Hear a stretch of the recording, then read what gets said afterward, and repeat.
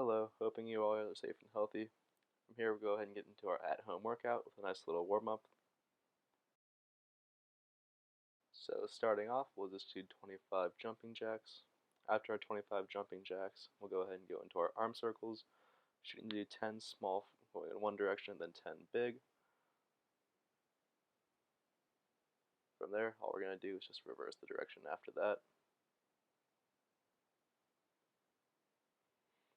Next exercise we got to warm up, we're just going to do a knee hug to a heel sweep, so we're pulling that knee up to that chest, putting that front leg out nice and straight and sweeping as low as we can from that heel to the toe, shooting to do 10 total. After that, we'll go on to all fours into a tabletop position, and we will do 10 bird dogs, alternating sides as we go.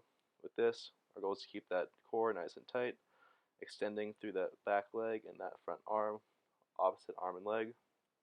From there, we got the T-spine rotations, shooting to drive that elbow to the opposite elbow, just opening up that chest and that back. Once we finish up with those, we will just go ahead and stand back up, and we'll shoot to do 25 more jumping jacks just to get the body moving again.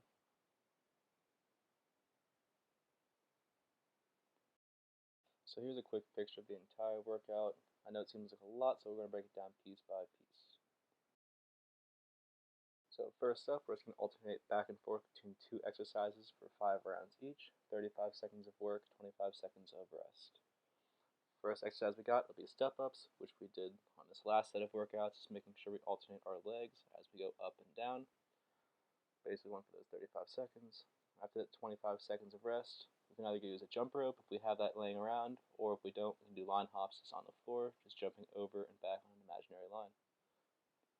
So we're going to do a slightly different style of workout this time around. We'll do an AMRAP, or as many rounds as possible. So all we do is we start the timer and get through these exercises in sequence as many times as we can until that timer runs out. So starting off, we're going to do 15 curl to press. We can use any object laying around the house, whether it be milk cartons, something like a large volume glass bottle like wine or something like that, or if you have dumbbells laying around the house, making sure we curl up, keeping that back nice and straight the entire time.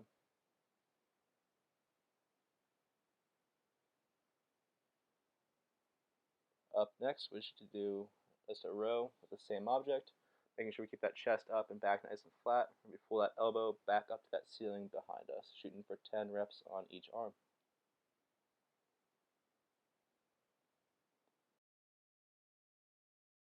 So the last one we got is going to be a walkout, keeping that core nice and tight. We're going to walk ourselves straight out with our arms and walk ourselves back up to a standing position. We're shooting for 5 of these total.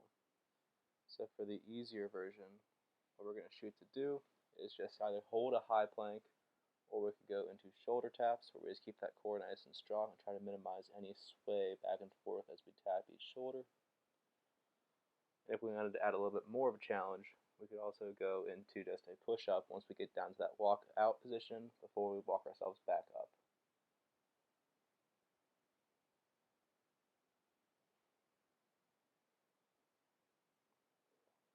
So again, we're going to set a 10-minute timer. We're shooting to go through 15 curl to press, 10 rows to each arm, and 5 walkouts as many times as we can, taking little breaks and water breaks as we need. So if we needed a small rest before going into the lower body, feel free to take it.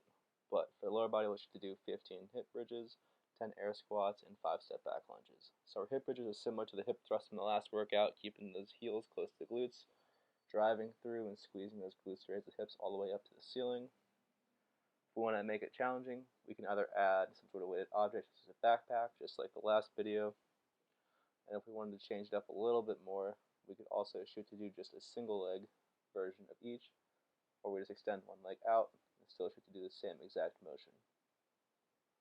Making sure we do both legs on this exercise. You can break it up to 7 and 7, or if you really want to be challenging, go for 15. From there, we'll go into our air squats. Big thing, making sure our feet are about hip width apart when we come down. As we come down, we want to shoot that butt back a little bit first, and then bend at those knees just to make sure everything stays in line, as I sort of point out, just trying to keep that knee in line with it. So for our easier version, we'll be shooting to do a sit to stand squat. So we're really sitting down onto almost a chair and then standing back up. And if we want to add more resistance, we can add a backpack with any heavy object to hold in for resistance, or we can also go straight into a jump squat.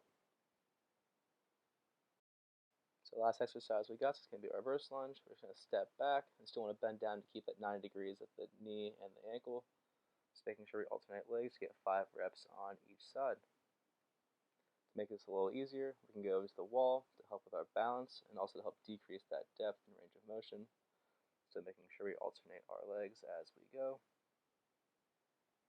If we wanted to make it a little bit harder, we could do what's called a curtsy lunge, where all we do is cross back as we step to engage the hips a little bit more with this motion. So just like the upper body, our goal is to get through as many rounds as 15 hip bridges, 10 air squats, and 5 step backs as we can in 10 minutes. So again, feel free to take a minute or two before we get into the core. But with this, we're going to do 3 exercises. Our goal is to do 10 of each, then 8 of each, then 6, 4, and 2 of each. So starting off, we would just do 10 sit-ups. After our 10 sit-ups, we go into 10 Russian twists. Shouldn't do 10 on each side. Then after our 10 Russian twists, we'll lay on our back. We should do 10 reverse crunches. Easier version is bringing the knees to the chest, adding a little bit more of a challenge. We can add a kick up to the ceiling. So after our 10 reverse crunches, we shoot to go into our 8 sit-ups as fast as possible. Obviously, if you need a little bit of a rest in between, feel free to take it. But then after we finish our 8 sit-ups, we'll go into our 8 Russian twists.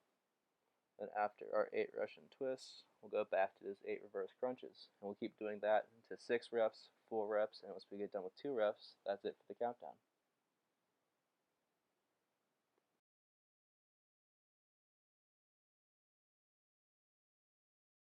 And then after we've done all of our circuits, we'll shoot to do a nice little cool down with some static stretching.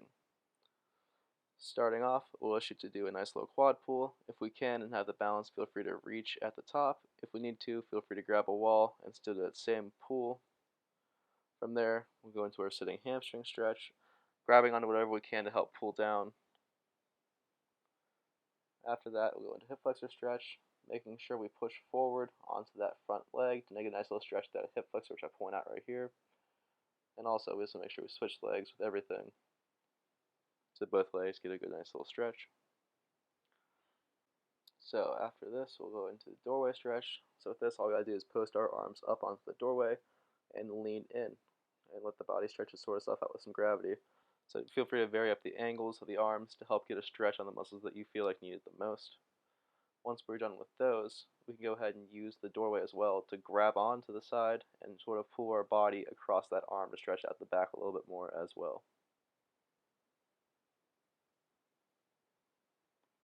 So here's a picture of the full workout, and hopefully it looks a little bit less daunting than it did at the beginning of the video. As always, I hope you guys are able to stay safe and healthy, and I hope this video helps.